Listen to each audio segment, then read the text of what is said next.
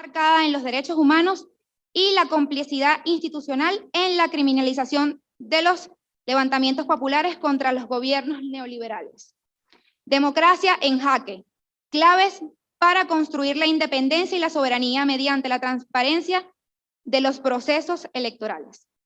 Por eso me permito presentar con ustedes al camarada Sacha Llorenti, político,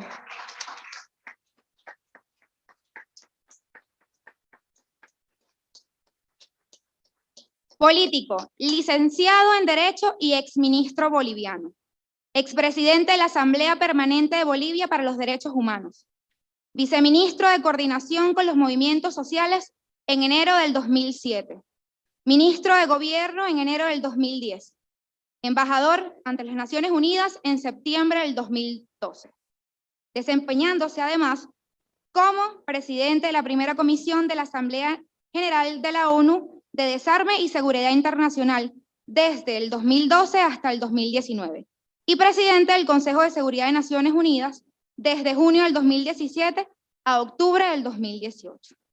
En enero del 2017 logra el ingreso de Bolivia al Consejo Permanente de Seguridad como miembro no permanente.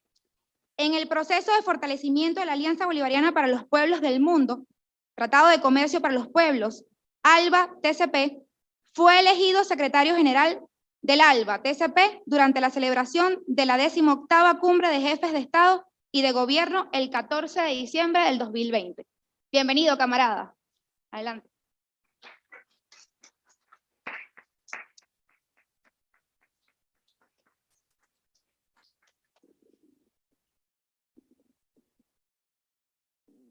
Muy buenas noches a todas y a todos. Con su permiso voy a quitarme el tapabocas. Quiero, en primer lugar, manifestarles que me siento muy honrado y privilegiado de estar esta noche con ustedes. Es realmente emotivo ver a compañeras y compañeros de distintos lugares del mundo reunidos aquí para conmemorar el bicentenario de la gesta de Carabobo, de la campaña de Carabobo. Quiero, en primer lugar, saludar la iniciativa del presidente Nicolás Maduro, del gobierno de la Revolución Bolivariana, por haber congregado, por habernos convocado además a celebrar, a conmemorar este histórico suceso. Yo lo que voy a intentar es hacer un pequeño esbozo de relacionar algunas lecciones que podemos, creo, aprender de la gesta de Carabobo y de la lucha por la primera emancipación que se produjo en nuestro continente hace 200 años y los actuales desafíos que enfrentamos ahora para más o menos combatir los mismos adversarios, los mismos enemigos, los mismos obstáculos. Creo que uno de los primeros vasos comunicantes entre esa gesta de Carabobo, de Boyacá, de Pichincha, de Junín, de Ayacucho, con las luchas actuales, tiene que ver con que nosotros pues somos herederos directos de esas luchas. Es decir, somos descendientes directos de la lucha de Bolívar, la lucha de Sucre, la lucha de San Martín, de O'Higgins, de Tupac Katari, etc. Existe una línea directa, si uno hace un análisis de estos 200 años, de cómo cada lucha ha ido influenciando a las otras hasta llegar a nuestros días. Y creo que el hecho de que estemos acá en Caracas tiene muchísimo significado, porque a diferencia de muchos otros lugares, yo vivo aquí en Caracas desde enero de este año, y he podido ver que Simón Bolívar no es una estatua, no es un cuadro en una pared, sino que camina por las calles de esta ciudad. Y eso tiene que ver con lo que ha conseguido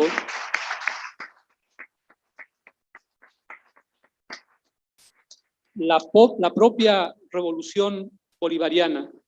Y este no es un tema menor, porque si somos descendientes directos de esa línea de revolucionarios, de esa línea de antiimperialistas, entonces esa memoria tiene que estar viva, ¿sí?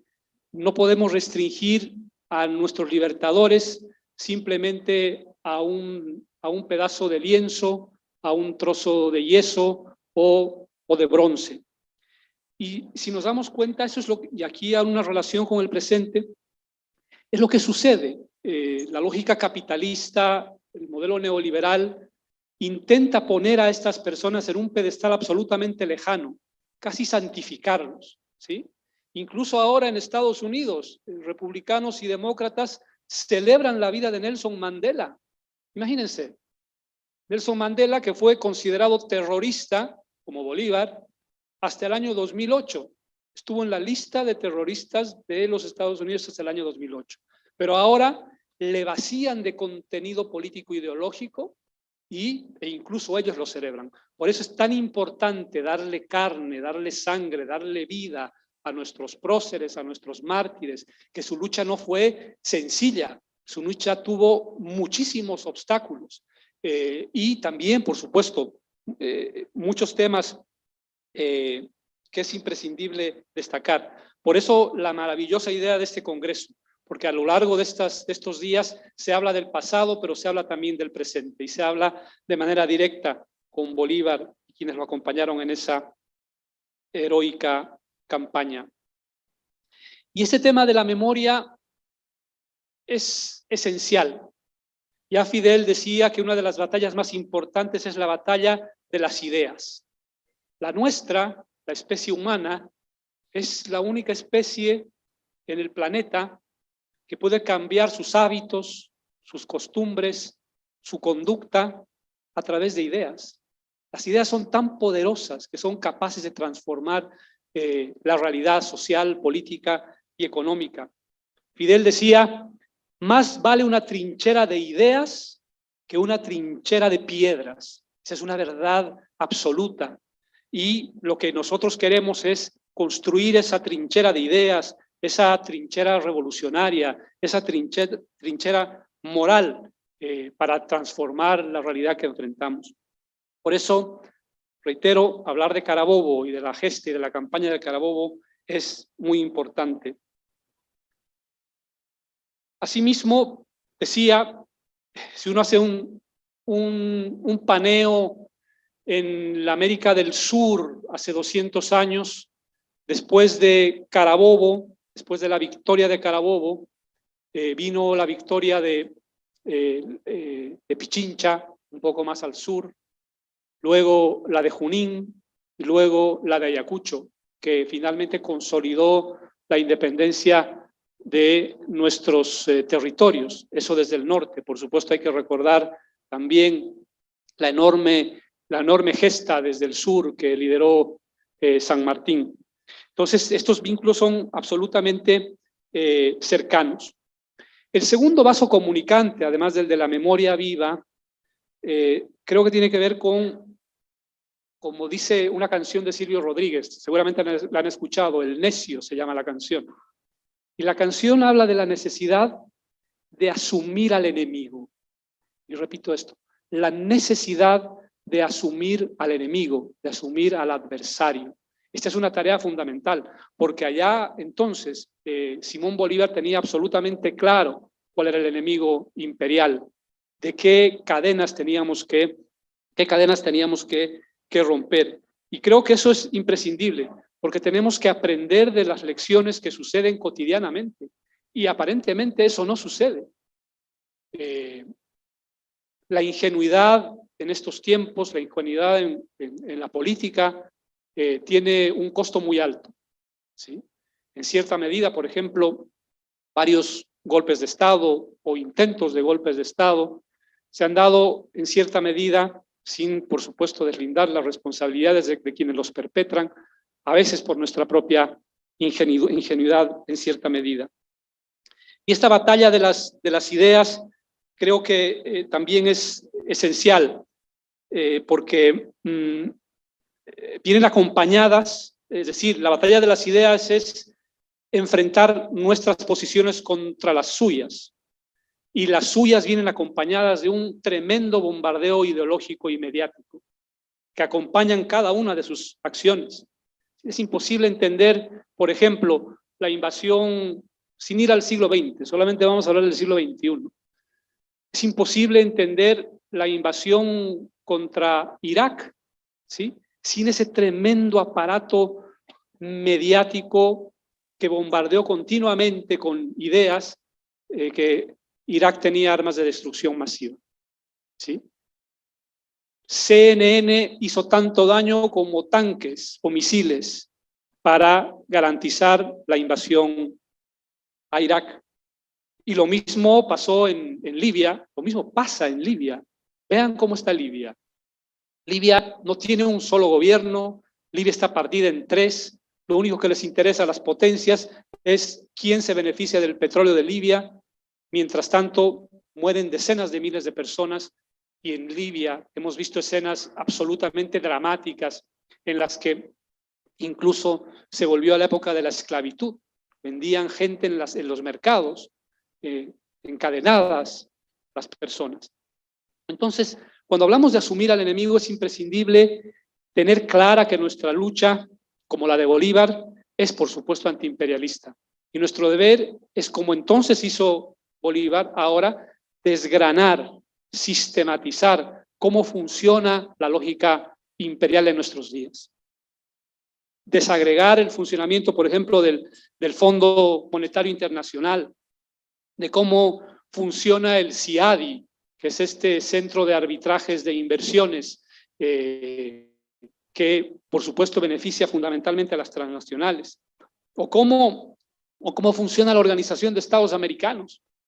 Lo vemos cotidianamente. Esas son las prácticas imperiales. En Bolivia, y veo aquí a muchos compatriotas de mi país, hemos sido testigos de primera línea de cómo la OEA se ha convertido, siempre fue, pero en el caso específico boliviano, en la punta de lanza de la aplicación de la doctrina Monroe, en garantizar de que seamos el patio trasero de los Estados Unidos. Eso es la OEA. Entonces, ver con ingenuidad, tratando de que ese ente cambie de naturaleza, creo que es un error a estas alturas de la historia. Y vean, hablando de las mentiras, es decir, el golpe de Estado en Bolivia se montó bajo la mentira de un fraude, de un supuesto fraude. Los ataques contra Venezuela también vienen acompañados de un montón de mentiras. Y ahora, en estos días, Nicaragua está siendo víctima de una serie de ataques. Se escuchan muchas cosas, pero nadie habla de los más de 70 millones de dólares que en los últimos años USAID ha puesto en ese país para financiar a la oposición en contra del gobierno sandinista, de la injerencia y la intromisión en los asuntos internos de un país como la hermana República de Nicaragua. Y en ese sentido creo que es también imprescindible desgranar, en el caso específico de la OEA, qué es lo que buscan ellos, ¿no? Es decir, y aquí un pequeño paréntesis para hablar un poco de la democracia. Nosotros, en los países en los que ha triunfado el movimiento popular y en los que estamos llevando adelante procesos de transformaciones estructurales, la democracia ha dado un salto cualitativo de la democracia formal, que es depositar un voto cada 4, cada 5 años, a una democracia directa, participativa, plena y democrática.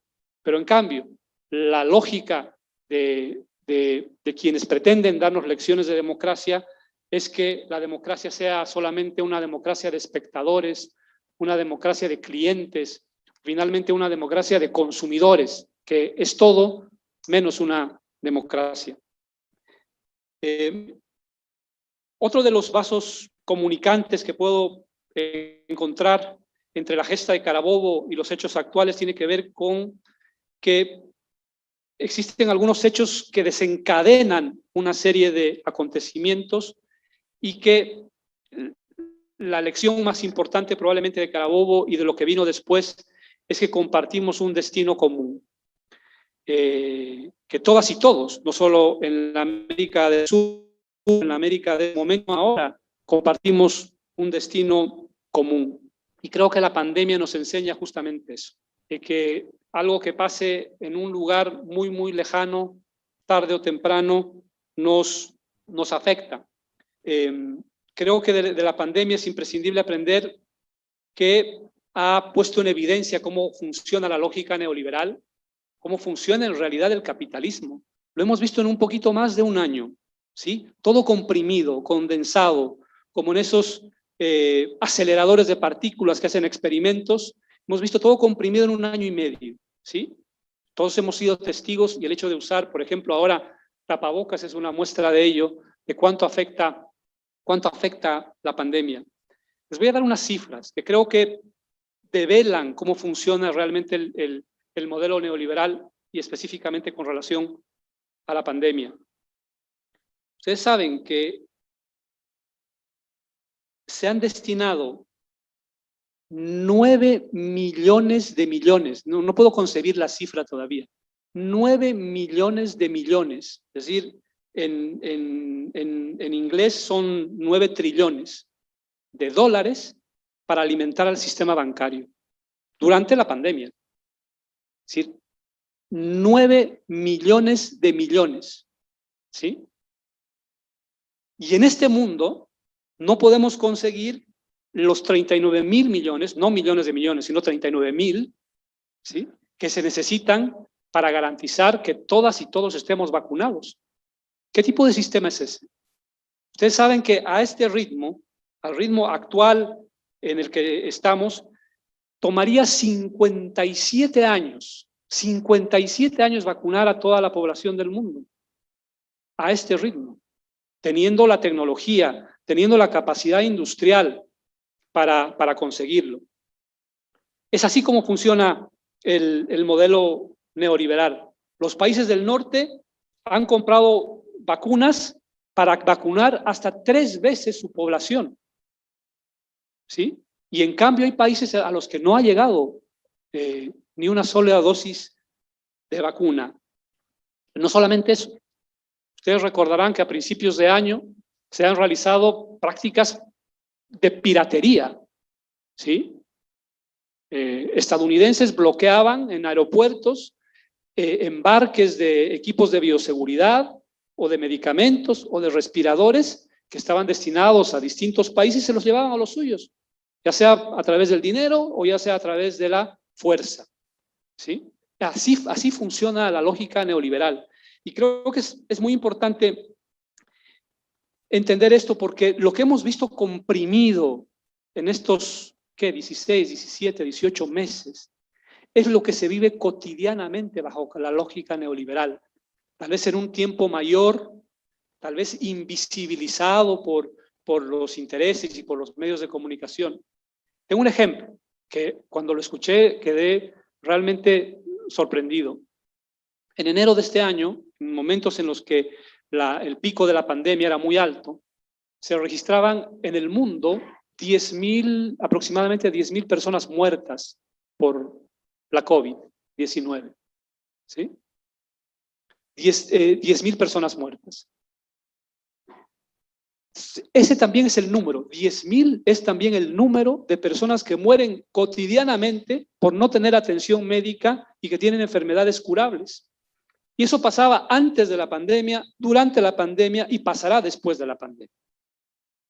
Entonces, es así como funciona la lógica neoliberal y creo que esa es otra lección muy importante. De nada nos servirá no aprender las lecciones porque los desafíos que tenemos hacia adelante son desafíos globales. ¿Cómo enfrentaremos el desafío del cambio climático o de la amenaza nuclear o de la disrupción tecnológica o de la desigualdad o futuras pandemias bajo la lógica neoliberal? Entonces, la transformación de esa lógica no es solamente una necesidad, no es solamente un discurso, sino se convierte en una necesidad absolutamente básica, esencial de sobrevivencia. Termino porque creo que me he extendido un poco en el tiempo con qué es lo que estamos haciendo en el ALBA y tiene que ver con la batalla de Carabobo. El ALBA es la Alianza Bolivariana para los pueblos de nuestra América y no me sorprende que cuando se hable de lo bolivariano en España o en algunos otros lugares hay gente que tiemble. Por supuesto que tiene que temblar, porque ¿qué más sinónimo de libertad, independencia y soberanía que el nombre del libertador? ¿Qué es lo que está haciendo la alianza en medio de estas circunstancias? Además, considerando que 3 de los miembros de nuestra alianza, me refiero a Venezuela, Cuba y Nicaragua están bajo medidas coercitivas unilaterales, absolutamente ilegales, con bloqueos económicos, con bloqueos financieros, incluso en medio de la pandemia. Es decir, Estados Unidos ha utilizado la pandemia como un arma en contra de países como Venezuela o como Cuba. En medio de estas circunstancias, el ALBA ha construido un fondo humanitario para que varios países de la alianza, fundamentalmente los del Caribe Oriental, puedan adquirir vacunas, que de otra forma sería muy difícil. Se han habilitado puentes aéreos para llevar vacunas desde China hasta varios países también del Caribe. Se ha tratado de compartir lo poco que se tiene, como decía también Fidel. Es decir, una alianza que quiere dar un salto cualitativo, que no quiere ser solamente de una integración meramente aduanera o comercial, sino dar el salto cualitativo como quería el Libertador, y por eso se luchó en Carabobo, a la verdadera unidad entre todas y todos. Quiero terminar solamente señalando que los enormes desafíos que tenemos solamente se van a enfrentar con la lucha de todas y de todos. Identificar, como decía Silvio, al enemigo, al adversario, unirnos y luchar contra ellos. Porque si algo nos ha debilitado durante los años en esta lucha por la definitiva independencia, que actualmente han sido algunas traiciones. Y este no es un momento para traiciones. Hay que ser absolutamente leales, y la lealtad y la unidad nos llevará a una victoria definitiva. Quiero terminar solamente señalando una frase que me gusta mucho, que es una frase de José Martí. José Martí decía: los hombres van de dos bandos, los que aman y fundan y los que odian y deshacen. Pues, amar y afundar. Muchas gracias.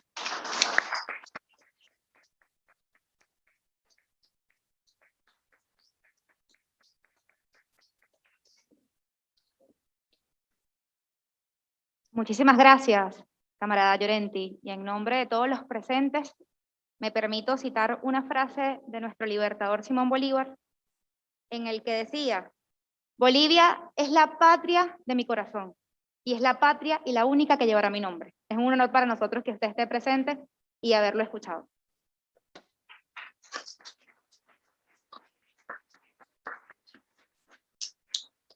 Ahora con ustedes, José Manuel Pineda, político español perteneciente al grupo de la izquierda en el Parlamento Europeo, miembro del partido Izquierda Unida de España, diputado al Parlamento Europeo desde el año 2019, luchador de los derechos humanos y defensor del pueblo árabe palestino. Bienvenido, camarada.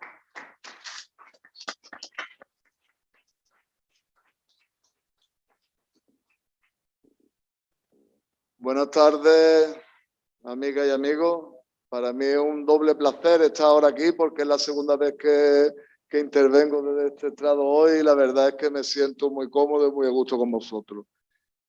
Para mí tiene una tremenda responsabilidad de estar aquí, o sea, con dos coponentes tan ilustres como los que me acompañan, pero especialmente, aparte de la ponencia magistral del compañero Sasha, la compañera Tibisay, que he estado muchas veces.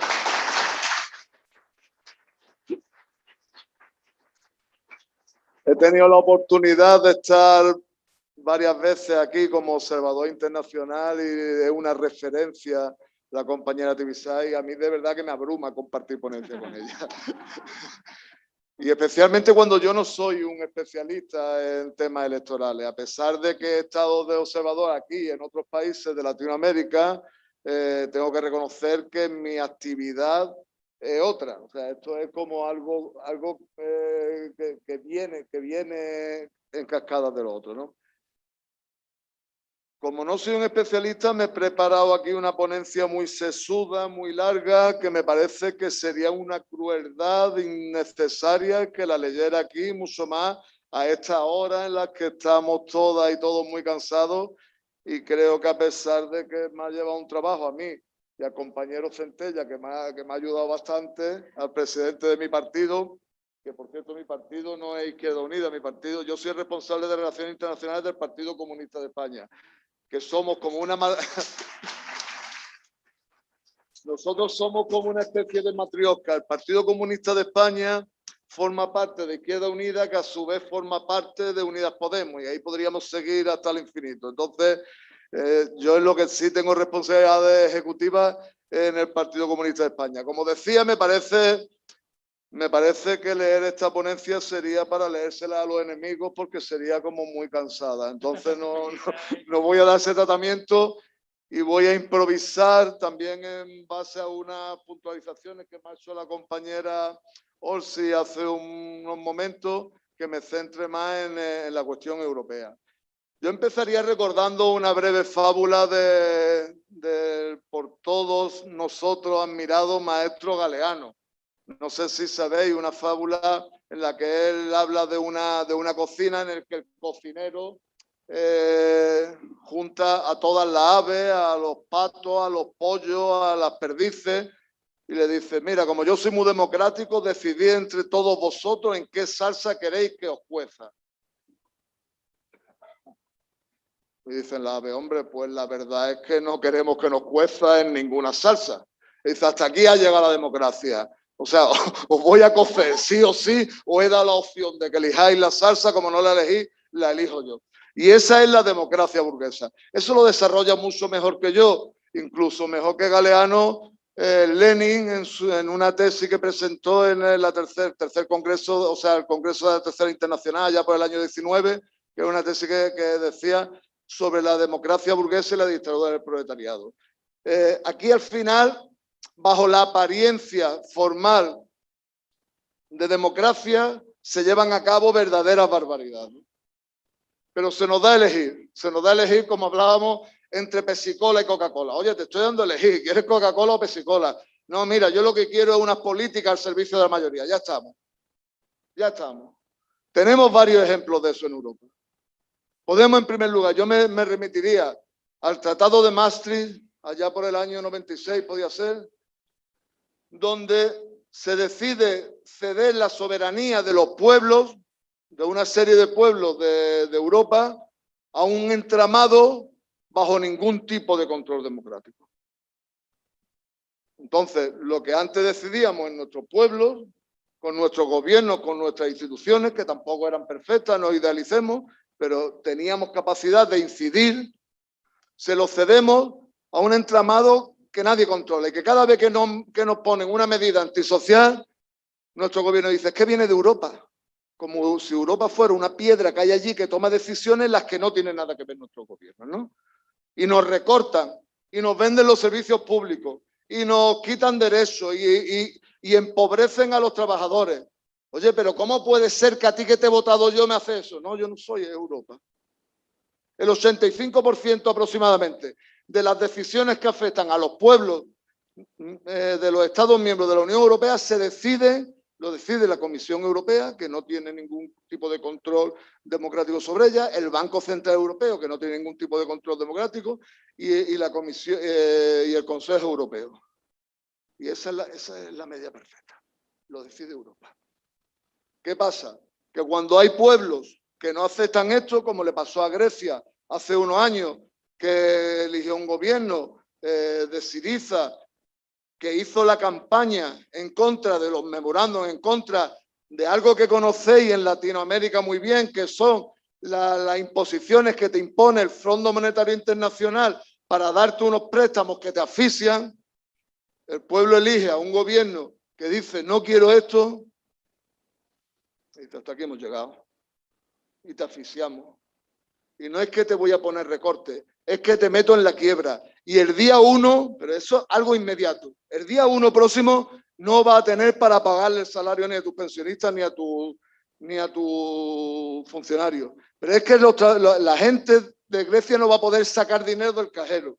Es que os hundo en la más negra miseria.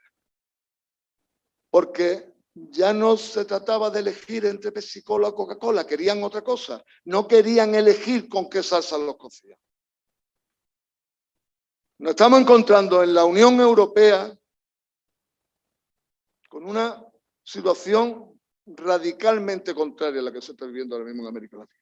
En América Latina, afortunadamente, cuando los pueblos se están manifestando, están volviendo a elegir gobiernos progresistas al servicio de la mayoría, con el pequeño tropezón de Ecuador. La Unión Europea no. En la Unión Europea nos estamos encontrando con que nosotros decíamos los comunistas, un fantasma recorre Europa, el fantasma del comunismo. Ahora es una bestia recorre Europa, es la bestia del fascismo. Ya hay 3 gobiernos fascistas en Europa: Hungría, Polonia y Eslovenia. Pero es que probablemente las próximas elecciones en Francia la gane el Frente Nacional de Le Pen, fascista. Es que en Suecia, en Noruega, en Dinamarca, puede ser que ganen los fascistas. Es que en Alemania, que no es Andorra, que es Alemania, los fascistas pueden ser la segunda fuerza. Nos estamos dando cuenta que es que está cambiando el sentido común de la gente. Cosas que hasta hace 10 años era impensable que nadie las dijera porque estaba muerto políticamente. Cosas como que un menor no acompañado, al que ya no llaman menores no acompañados, sino que lo deshumanizan y hablan de menas. En el momento en que ya le dices son los menas, ya te olvidas de que es un chiquillo con 9 o 10 años que tiene los mismos sentimientos, las mismas necesidades, los mismos sufrimientos que mi hijo de esa edad. Pero hablamos de los menas. Y ya decimos, estos son una gente que vienen aquí a vender droga, a violar a nuestras mujeres, a asesinar y a tal. Y eso que hace 10 años no lo podía decir nadie porque estaba muerto políticamente, ahora mismo da rendimiento. Da rendimiento políticamente. Y todo esto dentro de unos sistemas formalmente impecablemente democráticos. Entonces la democracia no puede ser eso. La democracia no puede ser ir a votar cada 4 años, elegir entre Pepsi-Cola, Coca-Cola o elegir en qué salsa nos cuecen y olvidarnos. La democracia es lo que estáis haciendo aquí cada día. Aparte de tener un sistema electoral impecable, como he tenido oportunidad de ver reiteradamente, que ya lo quisiéramos. Por ejemplo, en España, aparte de eso, es crear poder popular. Es hacer que los trabajadores, que los campesinos, que los indígenas, las mujeres, los jóvenes tengan control sobre su vida, hagan seguimiento de qué decisiones se toman. Aquí no se trata de elegir a un gobierno y darle un voto en blanco para que haga lo que le dé la gana, porque nos podemos encontrar con lo que hizo Lenín Moreno en Ecuador. No se trata de eso, se trata de como hacen en Cuba, tú eliges al de tu barrio, tú sabes quién es tu diputado y tú le pides cuenta y él te da cuenta. Y tú tienes organizaciones que van llevando a cabo el seguimiento de las medidas que se aprueban. Y vosotros estáis dando clases de eso cada día. También tenemos que ser conscientes de que ganar la contienda electoral es imprescindible, aunque no suficiente. Ganar la contienda electoral no significa conseguir el poder. Pero eso no nos puede llevar a despreciar la contienda electoral. Porque aunque no sea suficiente, sí es imprescindible. Y eso que parece una obviedad, es importante que lo digamos, sobre todo porque hay jóvenes, y ahora me refiero aquí a Venezuela, hay jóvenes que no han conocido gobiernos que son mayordomos de las multinacionales. Hay jóvenes que creen que la democracia te viene dada y que pues, como tú eliges a tu gobierno, el gobierno defiende a la mayoría social, sobre todo a las capas más desfavorecidas. Y eso, desgraciadamente, no es así en la inmensa mayoría de los casos. En la inmensa mayoría de los casos, quienes gobiernan no se presentan a las elecciones. Los que se presentan a las elecciones y a los que permiten ganar las elecciones son al final marionetas de los que gobiernan realmente, que son los dueños de las grandes empresas multinacionales, de las gran bancas, los grandes propietarios de la tierra, como en Colombia, donde el 1% de la población tiene más del 80% de la tierra. Eso en Venezuela no pasa. Pero es bueno que los jóvenes sepan que eso no te viene dado, que tenemos que pelear por eso cada día. Porque si no nos puede pasar, como pasó en el año 2019 en Bolivia, donde, bueno, hubo un golpe de Estado. Eso aparte, ¿no? Hubo un golpe de Estado militar. Pero también eso fue facilitado porque de algún modo la población de Bolivia, sobre todo los jóvenes, creían que eso ya estaba conseguido y era irreversible. Entonces daba igual ir a votar o no votar porque eso ya estaba consolidado. Y eso es peligrosísimo. Porque Aquí os jugáis la vida en cada elección. Y ninguna de las victorias es definitiva. Pero una derrota aquí sí podía ser definitiva. No podéis relajaros. Tenéis que combatir en cada elección. Soy el pueblo que más elecciones lleva en los últimos 20 años. Modelo de democracia. Pero tenéis que recordarle eso a los jóvenes para que no se relajen. Disculpad si me he pasado ya porque está aquí la compañera Olsi haciéndome señales. Muchísimas gracias por la paciencia y reitero que es un placer para mí estar aquí con vosotros y compartir y aprender de vosotros. Muchas gracias.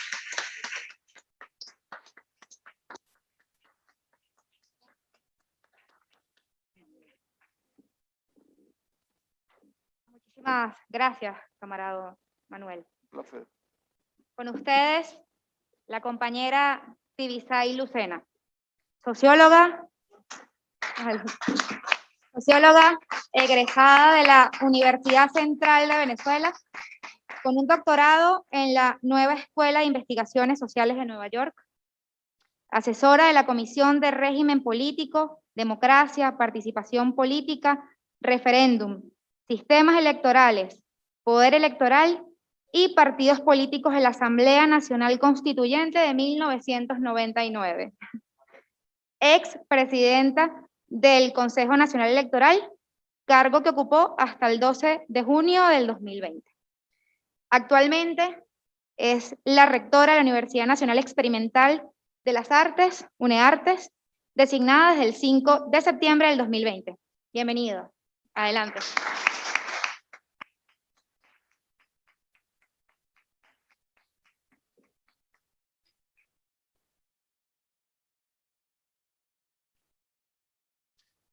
Muchas gracias. Es realmente un gran honor estar aquí esta noche compartiendo con ustedes, viendo tantas caras conocidas, amistades, amigas queridas, muy amigos queridos que tenía tiempo que no veía, y especialmente contigo, Sasha, compartiendo en estas ponencias, y con Manu, con quien, así como lo ha dicho, hemos tenido, ya nos hemos conocido desde hace mucho tiempo. Muchas gracias.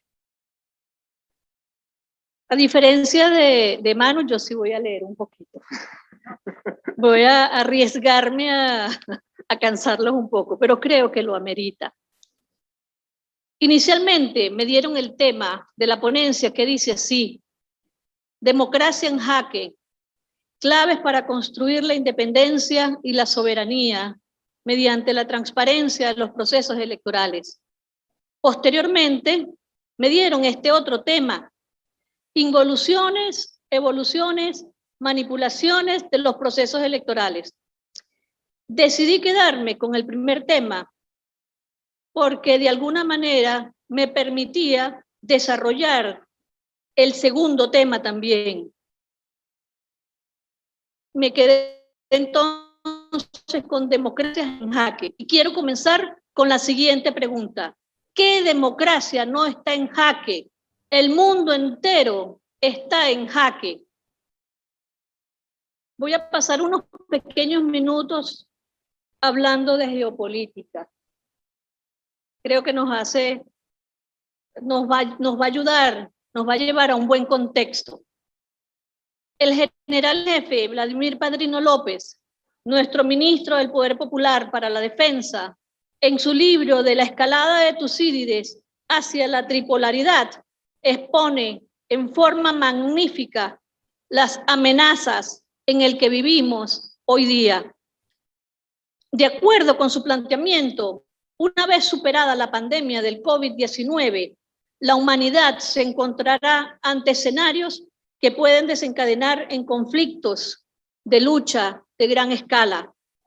La lucha por un nuevo orden mundial se dará cita en una guerra que llaman comercial, pero que nuestro autor prefiere llamar de mercado. China apuesta a convertirse en una potencia mundial y liderar las cadenas de suministro a través de las nuevas rutas de la seda que está construyendo, y Estados Unidos intentará por todos los medios que no lo consiga para no ser derrotado y suplantado como la primera potencia mundial. Por supuesto, el reordenamiento geopolítico es inevitable en un mundo que deberá reagruparse en forma multipolar, o al menos tripolar.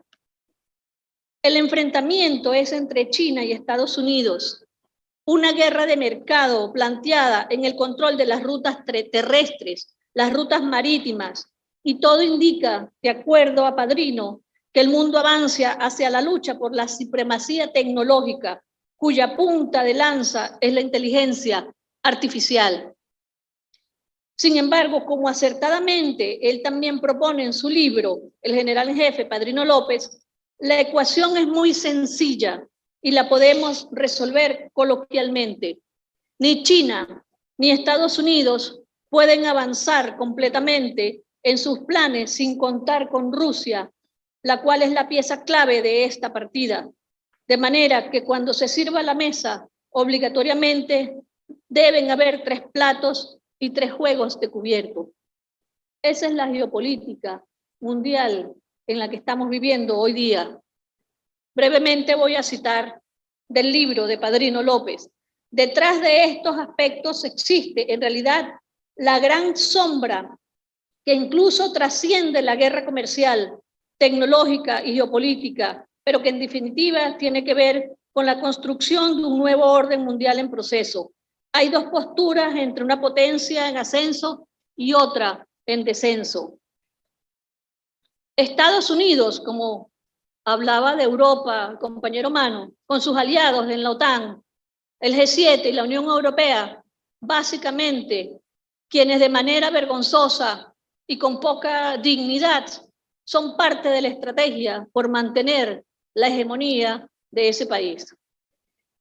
En este escenario de geopolítica mundial, el resto del mundo es constantemente amenazado. Las democracias valen lo que el imperio hegemón quiere que valgan. Así en Siria, en Irak, en Libia, en Irán y por estos lados, Cuba, Nicaragua y Venezuela. La Unión Europea, como lo mencionaste también, Manu, y creo que Sasha también lo mencionó, convirtió el mar Mediterráneo en un inmenso cementerio de hombres y mujeres cuyos países ellos mismos habían destruido. Más aún, estos campeones, entre comillas, de los derechos humanos, convirtieron un país próspero en un mercado de esclavos a cielo abierto, sin que eso levante una mínima respuesta de organismos internacionales que ellos mismos integran. Entonces, ¿qué hay frente a eso? El imperio y sus aliados, sus corporaciones mediáticas, su poderío militar, su capacidad de imponer medidas coercitivas unilaterales para perseguir países, por un lado, están allí, y por el otro lado, haciéndole frente los pueblos. Una lucha ciertamente desigual, asimétrica, es una guerra cruenta por mantener el control de una potencia que está en declive. Nuestro país hoy día es una expresión de esas fuerzas geopolíticas que están en movimientos en el mundo entero. Nuestro país es un campo de batalla. Nuestra democracia participativa y protagónica cada día está bajo amenaza. ¿Qué tiene que ver todo esto? ¿Qué tiene que ver esto con las elecciones? Y yo digo, todo. ¿Qué queda frente a esos gigantes que se disputan el nuevo orden mundial? Pueblos rebeldes en conciencia. Estados Unidos en las últimas décadas ha intentado asegurar que los países del hemisferio que están bajo su área de influencia continúen en esa forma. Venezuela, lo hemos vivido en carne propia, ha sufrido las embestidas imperiales por su osadía de querer presentar posiciones independientes y soberanas. Los principales ejecutores regionales son esos países infames del mal llamado Grupo de Lima. Como dijo un presidente alguna vez, caído por cierto, son perritos falderos durmiendo en la alfombrita, y yo agrego que despiertan cada tanto para morder a los pueblos y defender los intereses de sus dueños. Son pueblos que bajo esos liderazgos infames fueron despojados de su dignidad y de su soberanía. La revolución bolivariana escogió un camino difícil, largo, y puso su énfasis en las decisiones del pueblo a través del voto. Ciertamente, el voto no es la única arma de construir soberanía, ni es la única arma de lucha. Son muchas las que existen, pero ciertamente las elecciones y el voto es un arma muy poderosa. Por eso, la decisión de transformar nuestro sistema electoral para garantizar esa expresión se hizo natural desde los primeros años. No voy a distraer a la audiencia con las largas disertaciones tecnológicas que en otras oportunidades he hecho. Solamente me voy a referir a 4 variables fundamentales que permitieron desde un principio comenzar a construir un sistema electoral transparente y confiable. Porque los sistemas electorales no se construyen solos, porque son decisiones conscientes que se toman de acuerdo a las políticas que los estados soberanos deciden. Estas 4 variables muy sencillas. La primera fue la inclusión en el registro electoral. Cuando en Venezuela existía más del 20% de la población mayor de 18 años fuera del registro electoral, tempranamente el Poder Electoral comenzó a actualizar y a registrar a todos esos ciudadanos y ciudadanas que con 18 años estaban en capacidad de votar. Contrariamente en otros países, por ejemplo en Estados Unidos, hoy día ellos tienen un movimiento contrario. Ellos están pasando por lo que ellos llaman la restricción de los derechos políticos, cuando ellos mismos les están poniendo nuevos requisitos para poder participar en las elecciones, para poder votar, con requisitos que generalmente golpean a los sectores más frágiles. El otro punto que tomamos fue la distribución de los centros de votación. Muy sencillo también, porque para permitir que efectivamente todas aquellas personas que podían votar lo hicieran cercanos a su casa. En otros países, lo podemos decir así, en Colombia, en Ecuador, en mismo Estados Unidos, no conozco completamente la situación en Europa, pero sí sé que en la mayoría de los países los centros de votación tienen acceso en muchas ocasiones restringido. Aquí decidimos, para poder garantizar ese derecho sagrado del voto, esos ejercicios de soberanía, la democratización de los centros de votación. Y en muy poco tiempo nosotros pasamos de tener, si mal no recuerdo, como unos 10.000, como unos 7.000 mesas electorales, pasamos a 34.000 mesas electorales, lo que aumentó la oportunidad para que las venezolanas y los venezolanos pudieran ejercer su derecho al sufragio. La tercera variable, las auditorías, porque las auditorías es una garantía, es una seguridad. Es bien conocida la batería de auditorías que hace el Consejo Nacional Electoral para cada elección. Para esta elección incluso se están aumentando el número de auditorías. Aquí las elecciones se hacen confiables y se hacen transparentes porque se demuestran científicamente lo que es el funcionamiento del software, de la máquina de votación, de los programas, de la producción, del registro electoral, de todos y cada uno de los aspectos que componen la organización y la administración electoral, incluso la transmisión de resultados, para poder garantizar que no pase lo que pasa en otros países, como pasó desafortunadamente en Bolivia, como pasó en El Salvador, como pasó en Colombia, como pasó en Ecuador, en donde la transmisión de resultados se vuelve uno de los elementos oscuros que terminan al final modificando resultados electorales. La cuarta variable es el diálogo, que se le llamó el diálogo democrático, que incluso el Consejo Nacional Electoral hoy día lo mantiene el presidente Calzadilla. Es público que ha estado reuniéndose con las organizaciones políticas para escuchar cuáles son las nuevas solicitudes que tienen, y de hecho se aprueba una nueva auditoría que se llevó a cabo la semana pasada, extraordinaria, llevada a cabo por científicos, y quedó perfecta. ¿Y adivinen qué? No fue noticia, porque dio perfecto, porque todo estaba bien. No la reseñaron.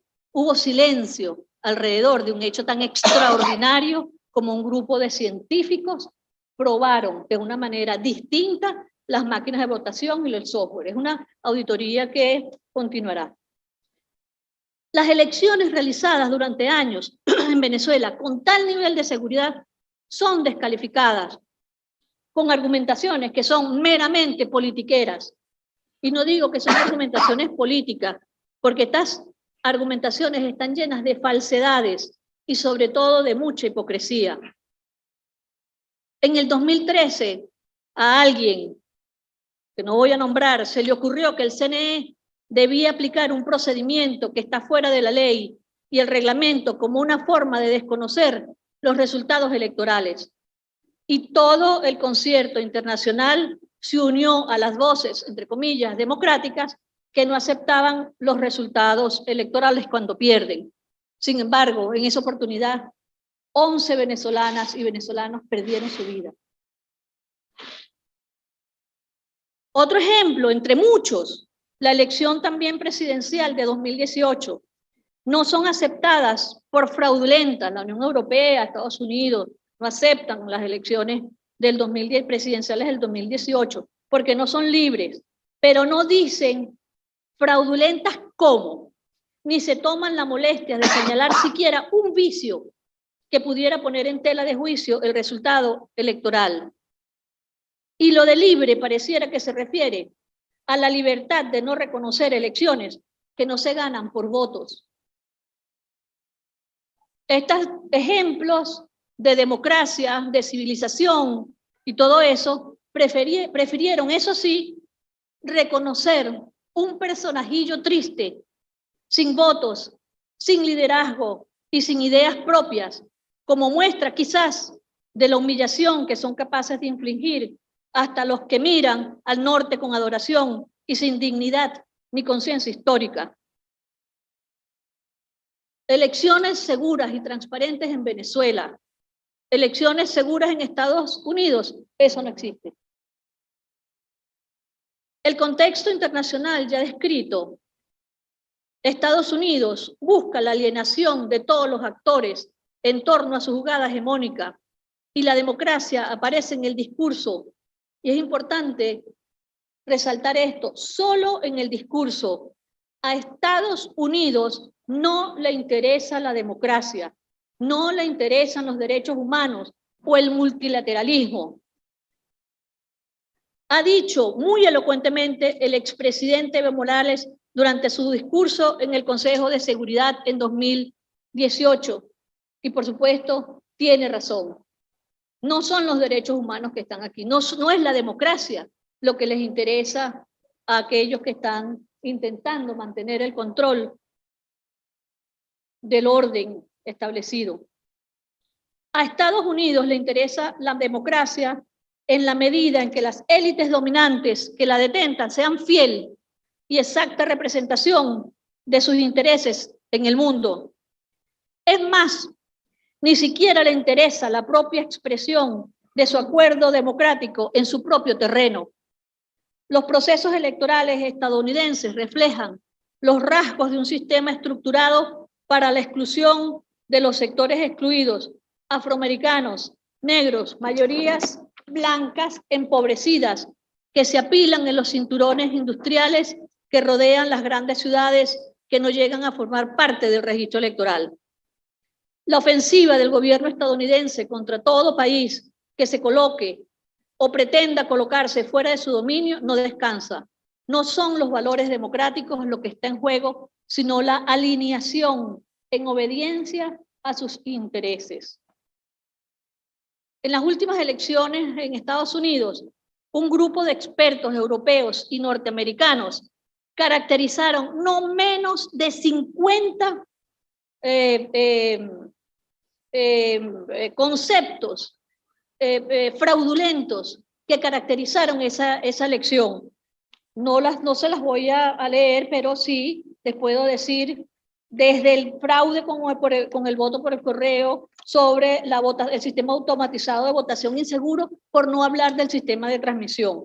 Más de 50 caracterizaciones de distintos tipos de posibles fragilidades y posibles fraudes que se dan en esas elecciones, que son poco confiables.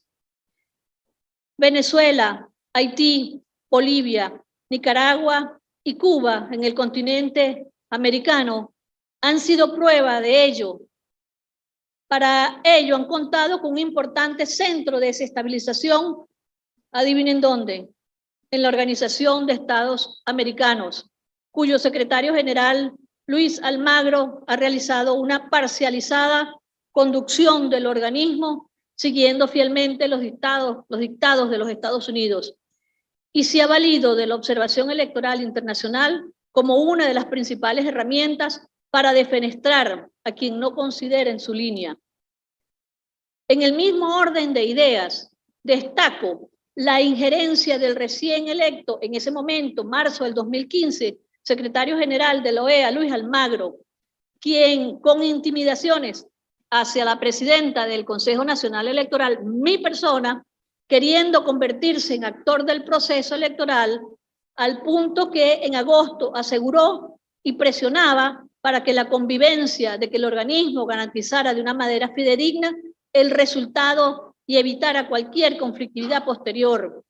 Y en septiembre llegó a asegurar que con la observación de la organización se podía certificar si hubo fraude o no. Esa historia posteriormente la conocimos muy bien, por desgracia, para la desgracia de nuestro pueblo. Elecciones manipuladas, golpes electorales.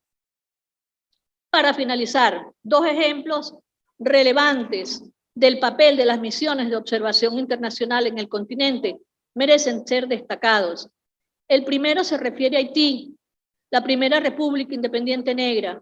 Allí está claro no solo el fracaso de la ayuda internacional decidida por el Consejo de Seguridad de la ONU e instrumentada a través de la MINUSTAH, cuya siniestra actuación terminó siendo condenada internacionalmente, sino también el desempeño de la OEA a través de sus misiones de observación electoral. El segundo caso, ya los hemos escuchado por parte de Sasha y mencionado por Manu, se refiere al papel jugado por la misión de la OEA en las elecciones generales de Bolivia el 20 de octubre del 2019. La OEA organizó su primera misión de observación electoral en Haití en 1990 y más recientemente ha estado en los procesos de 2010, 2011, 2015, 2016 y 2017.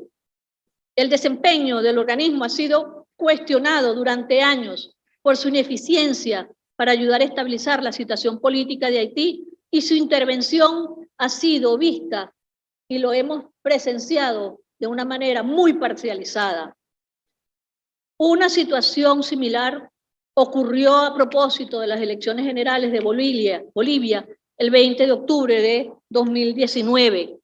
Al día siguiente del evento, esto es algo que conocemos muy bien, lo vivimos muy cercanamente, la misión de observación de la OEA alegó, sin presentar evidencias en su declaración del 21 de octubre, un cambio drástico y difícil de justificar en la tendencia de los resultados preliminares.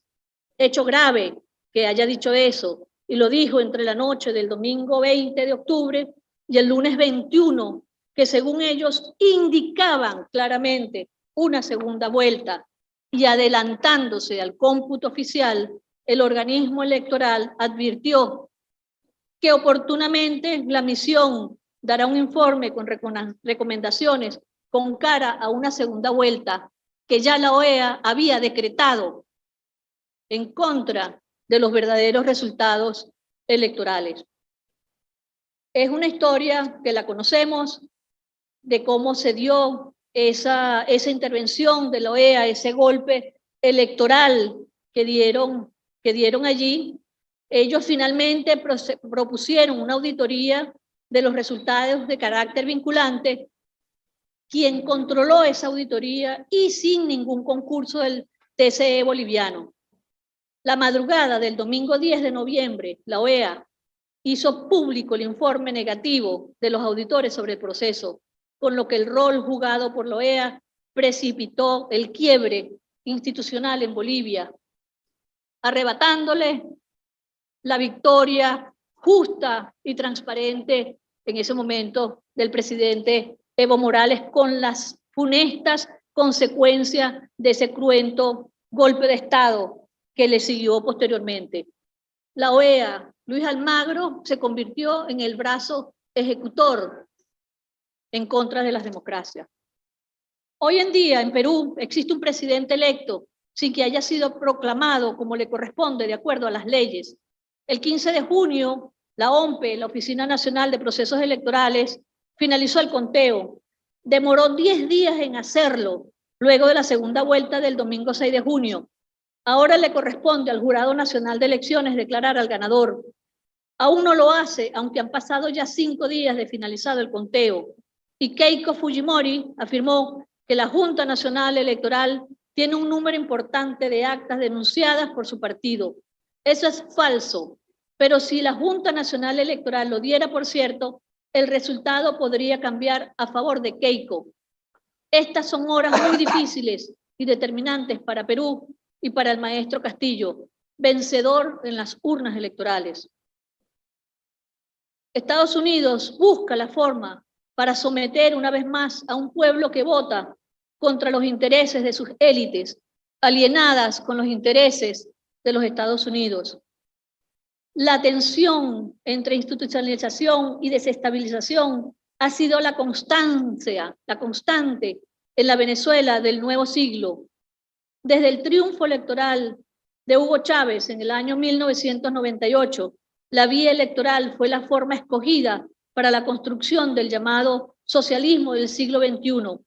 Una y otra vez las venezolanas y los venezolanos han acudido a expresar su voluntad soberana, aceptando o rechazando una opción. De las más de 25 elecciones, el chavismo ha salido victorioso en 23. Sin embargo, la participación electoral por sí misma no ha podido consolidar el proyecto bolivariano que sufre cada día de las embestidas de este imperio. Con lo cual es posible deducir que en lo sucesivo la lucha por la consolidación hegemónica continuará. No nos quedamos aquí, esto continúa.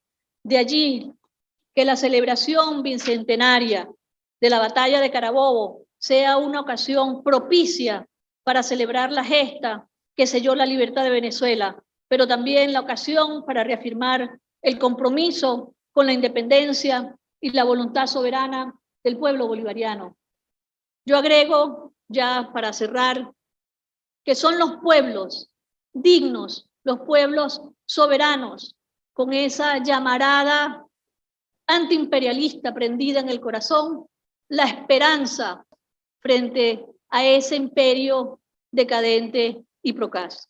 Muchísimas gracias.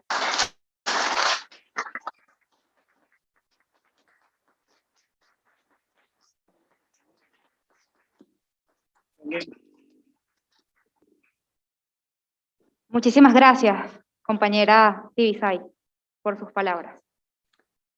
Estimados, hoy, como hace 200 años, el pueblo venezolano sigue librando batallas contra los imperios. Es por eso que para nosotros, con orgullo, el día de hoy nos permitimos celebrar lo que sabemos seremos en los próximos siglos. Un pueblo libre, soberano e independiente. Ante ustedes, estimados líderes y lideresas, me permito cerrar esta conferencia magistral con una frase del comandante Fidel que sé es tan sentida para mí como para ustedes. Los pueblos revolucionarios practicamos nuestra solidaridad con hechos, no con bellas palabras. Muchísimas gracias.